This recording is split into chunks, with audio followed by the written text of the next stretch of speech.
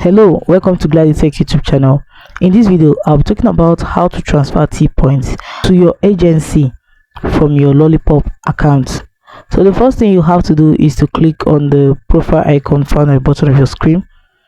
The next thing is to click on T point option. So clicking on my T point option is going to take me to this page. You see option called transfer. Just click on it. So you just have to paste the ID of that particular agency, the ID of the agency.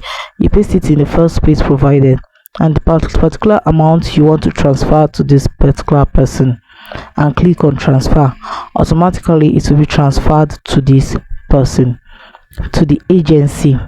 So guys, I hope this video was able to guide you on how to transfer T points on Lollipop. If this video was helpful, do well to like, comment, share and subscribe. Hit the notification bell so let's get notified anytime I upload helpful tips like this. Thanks for watching.